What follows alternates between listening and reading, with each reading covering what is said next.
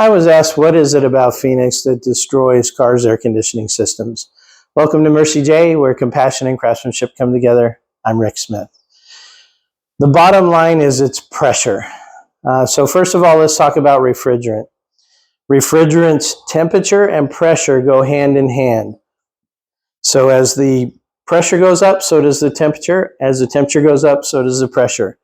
And the kind of one of the biggest factors is as temperature and pressure go up, the heart of our system is the AC compressor, and it has to pump harder and harder if the pressure is higher and higher. So we want everything to be working properly. So we want to make sure a couple of things happen with that refrigerant. One is we want to make sure there's enough airflow over the AC condenser, which is the part that's outside by your radiator. So having the proper fan, having all the right plastic pieces, everything to make sure all the air blows over that properly is going to be critical. The second thing we need to make sure is that we service it properly, because too much refrigerant can drive the pressures up. Too little refrigerant can stop the proper lubrication and cooling of the compressor to happen. So let's talk about charging those systems. First of all, we have refrigerant in the system, and we also have some oil and typically a little bit of dye. Now, let's say that your system has a leak and it gets low, and a shop services it over and over and over again. Well, the shop has to be very careful not to keep adding more oil and more dye every time, and I'll explain why that's a huge problem here in a second. Also, DIYers, be very careful. If you're going to try to do it yourself, you need to use pure refrigerant.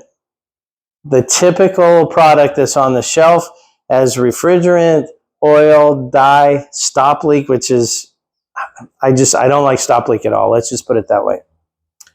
So first of all, let's talk about a lot of our modern systems have probably less than a pound of refrigerant, or right around a pound, let's say.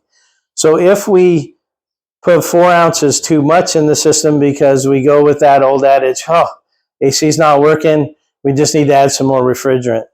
Well, if we put 4 ounces more, we've just increased the amount of refrigerant in that system by 25%. And that compressor is going to be crying like a baby because the pressures are going to go sky high because we have way too much in there. Now let's talk about those oils and dyes and stuff. If we have a cup of coffee, we leave a little bit of room for some cream and sugar, right? So when we have a refrigerant system, we leave a little bit of room because we want oil and a little bit of dye in there. But instead of a little bit of cream and sugar, let's say I put half of this cup with cream and sugar. Well, now I don't have nearly as much coffee because there's not as much room in there, right? So when we put too many of those chemicals in the system, there's not enough room in there for the refrigerant. And so the system will not cool well, the pressures will go up, and we can destroy the compressor very quickly.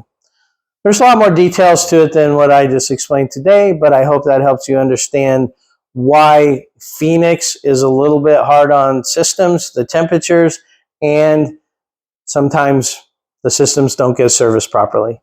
Hope you understand a little bit better. Thanks for watching, and until next time, safe travels and blessings to you.